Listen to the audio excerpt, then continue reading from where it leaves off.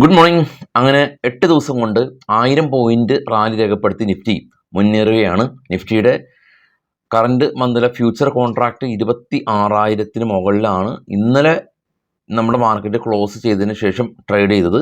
ഇപ്പോഴും 26,000-ൻ്റെ ആസ്പാസാണ് നമ്മുടെ future contract ഉള്ളത്.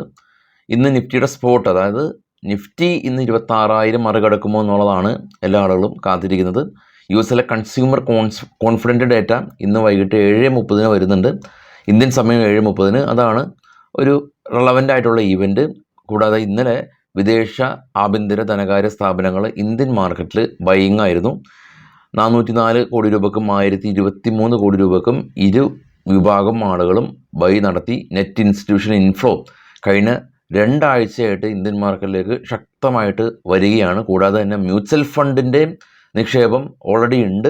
അപ്പോൾ ഈ ഒരു 3 നിക്ഷേപവും പ്ലസ് റീറ്റെയിൽ ആളുകളുടെ നിക്ഷേപവും കൂടിയാണ് മാർക്കറ്റ് 25,000 എന്ന് പറയുന്ന ആ റേഞ്ചിൽ നിന്ന് ആ ഒരു സപ്പോർട്ട് സോണൊക്കെ ഒരുപാട് എടുത്തു.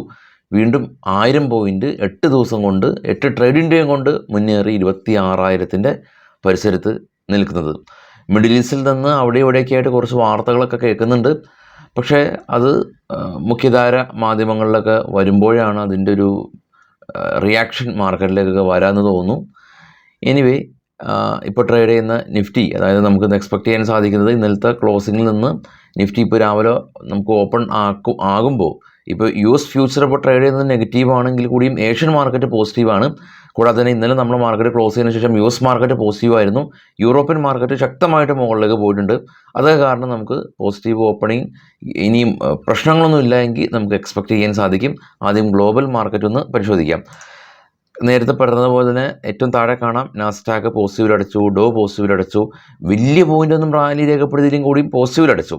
അതിനുശേഷം അതിന് മുകളിലുള്ള FTSE UK മാർക്കറ്റ് പോസിറ്റീവിലടച്ചു, ഫ്രാൻസ് മാർക്കറ്റ് പോസിറ്റീവിലടച്ചു. ഡാക്സ് ജർമ്മൻ മാർക്കറ്റാണ് വലിയൊരു റാലി എന്ന് പറയാൻ പറ്റിയത്. 126 പോയിൻ്റ് അഥവാ 0.68%. ഇന്ത്യ വിക്സ് ഇന്നലെ 7% സ്പൈക്ക് ചെയ്ത് 13.7 US വിക്സും സ്പൈക്ക് ചെയ്തിരുന്നു. US ഡോ ഫ്യൂച്ചർ കാണപ്പെട്ട 47 പോയിൻറ്റ് മൈനസാണ്. എന്നാൽ Nikkei Japan market, Kospi Korea, Shanghai, China തുടങ്ങിയ മാർക്കറ്റുകളെല്ലാം തന്നെ പോസിറ്റീവാണ്. ഓസ്ട്രേലിയ റെഡിലാണ്. ഗോൾഡ് ഏറ്റവും ടോപ്പ് ചെയ്ത് 3ാമത് $2,625 പെർ ഔൺസ്. ബ്രന്റ് ഓയിൽ ഏറ്റവും ടോപ്പ് ചെയ്ത് 2ാമത് 73. ബിറ്റ്കോയിൻ ഏറ്റവും ടോപ്പിൽ 62,800. US മാർക്കറ്റിൽ ലിസ്റ്റ് ചെയ്ത ഇന്ത്യൻ കമ്പനികളിൽ ഇൻഫോസിസ്, വിപ്രോ, ICC എല്ലാം തന്നെ ഫ്ലാറ്റായിരുന്നു. HDFC ബാങ്കും ഓൾമോസ്റ്റ് ഫ്ലാറ്റായിരുന്നു. ഡോക്ടർ റെഡ്ഡി 1%, GDR റിലയൻസ് 1% നേട്ടം കൈവരിച്ചു. നിഫ്റ്റിയുടെ എക്സ്പയറി ആണെന്ന് സ്പോട്ടുള്ളത് 24,950. മേജർ റെസിസ്റ്റൻസ് സോൺ 25,200 PCR 1.25 ആണ് ഏറ്റവും ടോപ്പിൽ കാണാൻ സാധിക്കും. സപ്പോർട്ട് സോണായിട്ട് നിൽക്കുന്നത് 24,500 എന്ന റേഞ്ചാണ്. അപ്പോൾ ഇന്ന് നിഫ്റ്റിയുടെ എക്സ്പയറി ആണ്. നിഫ്റ്റിയൊക്കെ ശക്തമായിട്ട് മുകളിലേക്ക് പോയി ആളുകൾ ബുള്ളിഷ് ആയതിൻ്റെ ഭാഗമായിട്ടാണ് PCR എല്ലാം തന്നെ 1.25 എന്ന റേഞ്ചിലേക്ക് എത്തി നിൽക്കുന്നത്. ആളുകൾ അതീവ ബുള്ളിഷായിട്ടാണ് ഇപ്പോൾ നിലനിൽക്കുന്നത്. അപ്പോൾ ബുള്ളിഷ് ആകുമ്പോൾ ഓപ്ഷൻ ഇപ്പോൾ ആക്ച്വലി ഇതൊരു ബൈയിങ് മാർക്കറ്റാണ്. നമ്മൾ ബുള്ളിഷ് ആണെന്ന് കരുതി പുട്ട് ഷോർട്ട് ചെയ്താലും വിക്സ് സ്പൈക്ക് ചെയ്തുകൊണ്ട് ഒരു പ്രയോജനം കിട്ടില്ല. കോൾ ഷോർട്ട് ചെയ്താൽ പിന്നെ പറയേണ്ട കാര്യമില്ല. അപ്പോൾ ഓപ്ഷൻ ബൈയിങ് മാർക്കറ്റാണ് ഉള്ളത്. ഡയറക്ഷണൽ ബൈയിങ് ഒക്കെ ചെയ്യുന്ന ആളുകൾ വിത്ത് സ്ട്രിക്റ്റ് സ്റ്റോപ്പ് ലോസിലൊക്കെ ചെയ്യുന്ന ആളുകൾക്കൊക്കെ നല്ലൊരു മാർക്കറ്റാണ്. പക്ഷേ സെബിയുടെ കണക്കുകൾ പറയുന്നത്, പുതിയ കണക്കുകൾ പറയുന്നത് FNO ലോസ് മേക്കിംഗ് ആണെന്നാണ് പറയുന്നത്. അപ്പോൾ അത് കുറച്ചും കൂടി കോഷ്യസ് ആവുക, ഗ്രീഡിയൊക്കെ മാറ്റി നിർത്തി ഇതിനൊരു ബിസിനസ്സായിട്ട് മാത്രം അപ്രോച്ച് ചെയ്യാൻ പറ്റുമെന്ന ആ ഒരു മൈൻഡ് സെറ്റ് ബിൽഡ് ചെയ്യാനായിട്ട് ശ്രമിക്കുക. ഇത് ക്യാഷ് ഉണ്ടാക്കാൻ പറ്റുന്ന ഒരു ഈസി പ്രോസസ്സല്ല. അതിൻ്റെ ഒരുപാട് ഘടകങ്ങളൊക്കെ പഠിച്ച് ചെയ്ത് ശാസ്ത്രീയമായിട്ട് ഒരു മെഷീനെ പോലെ നമ്മൾ ചിന്തിച്ച് ചെയ്യേണ്ട ഒരു പ്രോസസ്സാണ്. ഇന്നത്തെ കുറച്ച് സ്റ്റോക്കിൻ്റെ വാർത്തകളൊക്കെ വരുമ്പോൾ പേടിഎമ്മായിട്ട് ബന്ധപ്പെട്ടുള്ള ന്യൂസ് ഉള്ളത്. പേടിഎമ്മിൻ്റെ മൊബിക്വിക്ക് എന്ന് പറയുന്ന IPO ഡ്രാഫ്റ്റ് ചെയ്തിട്ട് ഒരുപാട് നാളായി. അപ്പോൾ അവസാനം സെബിയുടെ ഭാഗത്തുനിന്ന് ഒരു അപ്രൂവൽ കിട്ടിയതെന്നുള്ള ന്യൂസ്. NTPCയുടെ ഭാഗത്തുനിന്നുള്ള അവരുടെ ഗ്രീൻ എനർജിയുടെ IPO നവംബറിൽ അവർ എക്സ്പെക്ട് ചെയ്യുന്നുണ്ട്. PNB ഫണ്ട് റൈസ് ചെയ്യുന്നുണ്ട്.